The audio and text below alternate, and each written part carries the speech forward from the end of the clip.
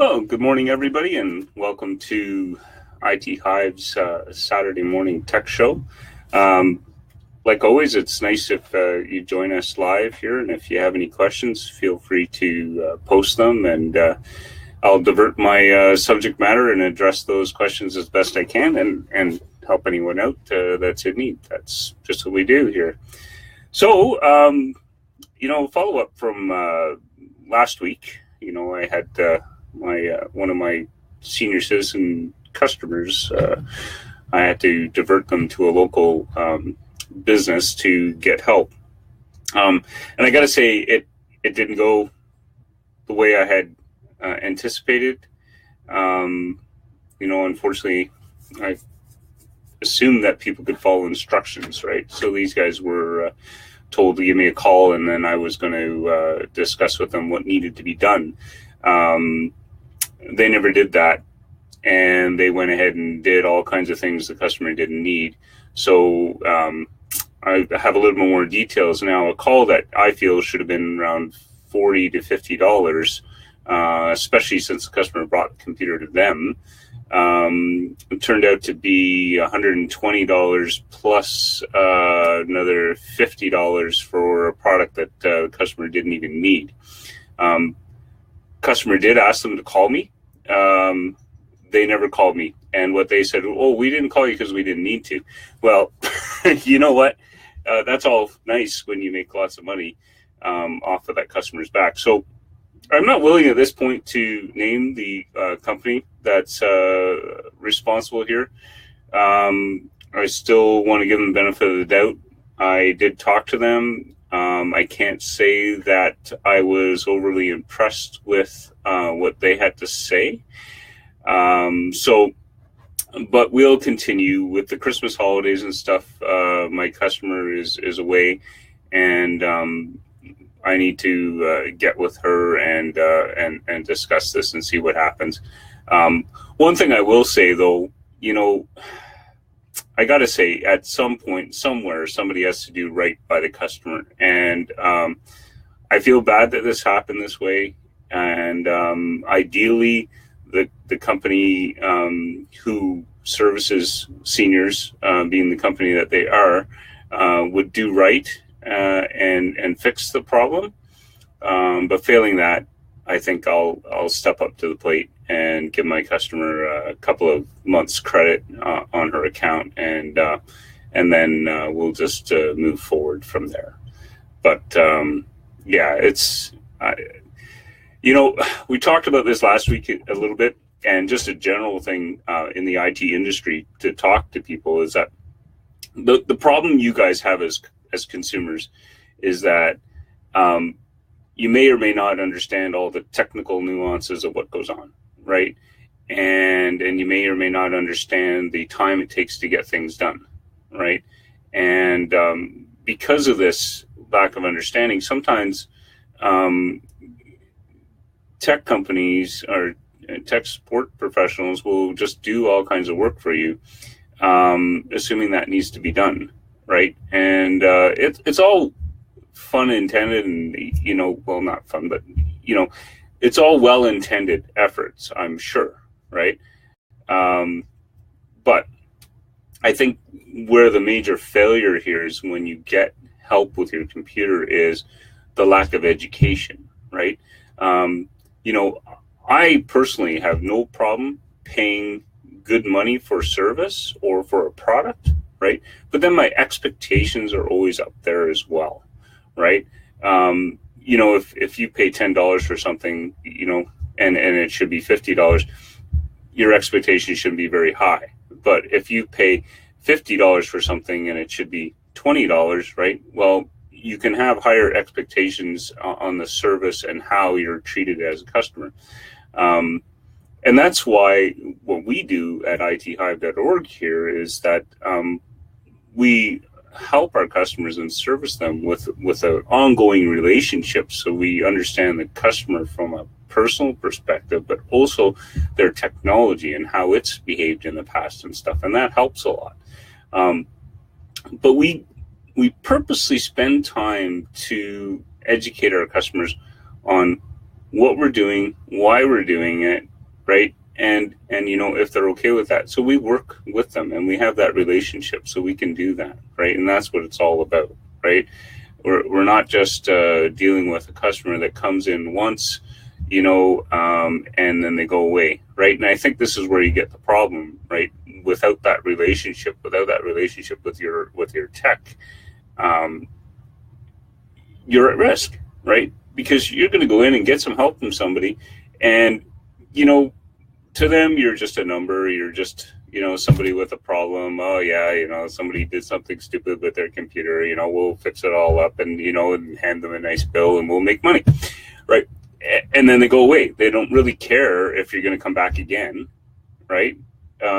Whereas what we're doing, I do care because my customers are with me every month, right? So there's a monthly arrangement and a relationship there, and not a contract, right? I don't force anybody to stay with me. They can leave at any time, and I'll help them exit the organization and the service we're giving them professionally, right? That doesn't happen very often, and that's a good thing, right? But I definitely don't want to hold customers there. So anyway, all that. So we'll do a part 3 after Christmas. Well, just before New Year's, next Saturday, and then I'm not sure I can add any more at that point, but we'll see. Maybe part 3 to this comes in the new year. Who knows? But stay tuned. We'll find out what goes on. So a few other things. What kind of time do we have? Oh, we got lots of time today. So a couple of exciting things is on the backup front. Now, I'm not sure exactly 100% on what pricing is going to be and stuff like that, but we're working on it, getting close to having the numbers. So right now, I'm offering my customers a file sharing, file backup system, right? Kind of like Dropbox on steroids, and it's managed by people, which is a key there. But we're going to be rolling out 2 other services. One service below the one we've got, and one service above the one we got. So that's what's going to happen. So we're going to have 3 tiers, right? The lowest cost service is going to be just file backup, right? And it's going to have an unlimited component. So for a fixed amount of fixed amount of money a month, right?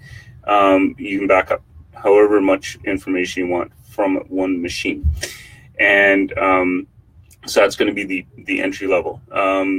There might be variants of that as well, where you can back up based on space needed, right? If that makes sense. I believe that's going to be in there, and then of course we'll have the middle tier, right, where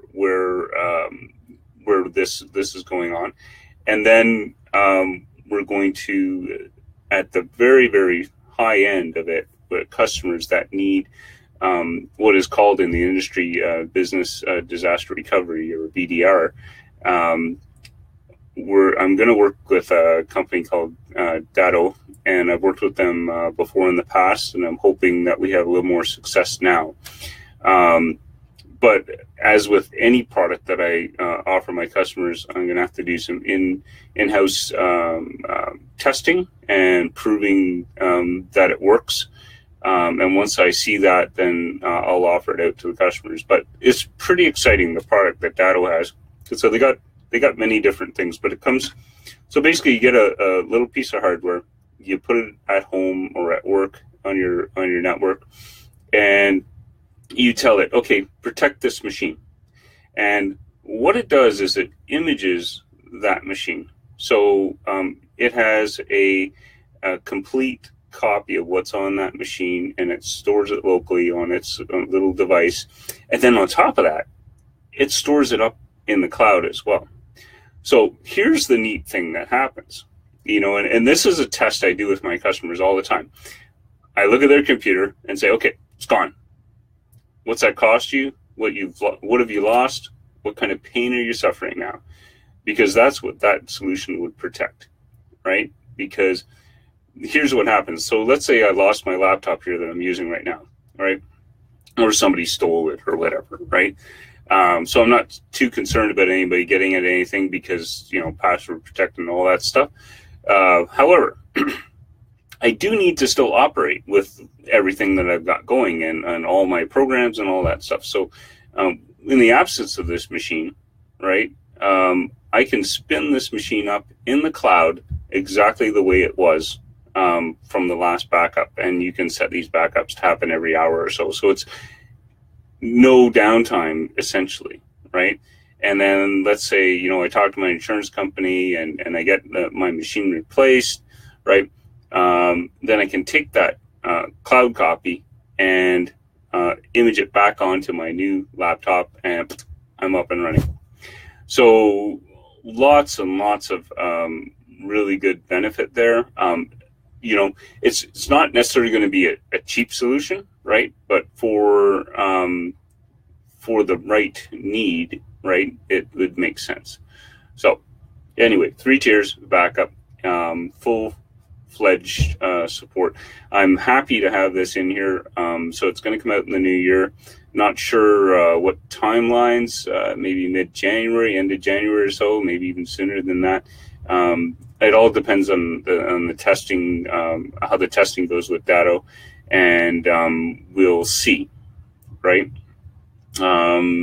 They've come close in the past to getting this done, but I just wasn't comfortable with the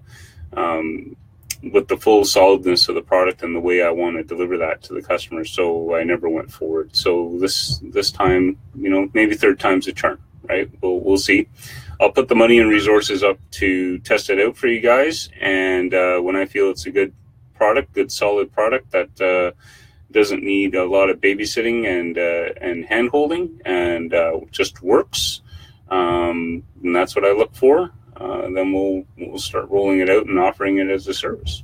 So anyway, that's good, happy news. So again, like always, I want to keep these things short. So if anybody has questions, they should ask now. If not, then we'll sign out. And I just want to wish everybody, a happy holiday season, and be safe, spend time with the family, realize this time of year what's important. And it's not money and gifts, right? It's family and friends and talking to people. So, that's where your happiness comes from. So anyway, we'll sign out and we'll see you after Christmas and just before the new year, next Saturday at 10 a.m. Eastern, like we do every Saturday. And come armed with your questions, right? I'd really like this to be an interactive session. And enjoy and safe computing out there. Like always, be careful, be on guard. The bad guys are out there. Oh, sorry. One last thing. Okay, so I don't know if any of you follow me on Twitter, but you can follow me on Twitter, and I think I'll do this more often. So one of my business clients at West encountered a scam. They clicked on a bad link when they were doing a Google search. It was actually a paid-for ad from Google, and not Google did this, but the bad guys paid for the advertising. And she clicked on this and it popped up and said, there's a problem with your computer, call this 1-800 number, the classic thing, right? So I called the 1-800 number just for fun because, this is what I do. And, I gave them a little bit of a hard time, kind of guilt them, saying, well, you're happy making your money in your career from ripping people off and whatnot. And but I shared that number on Twitter. And I encourage everybody to, prank call the scammer, right? Just call that 1-800 number, right? And share that. Get everybody to do it. Let's annoy them like they annoy us, right? It's about time that we start standing up and saying, you know what? We don't need this nonsense anymore, right? And, for me personally, I really get annoyed with it because what these guys are doing is they're actually undermining what I do for real, right? And, it's very frustrating. So anyway, that's the way it is. So anyway, follow me on Twitter, find that tweet, share it with your friends. Let's annoy the scammers. All right. Anyway, see you later, everyone. Happy holidays. Have a good one.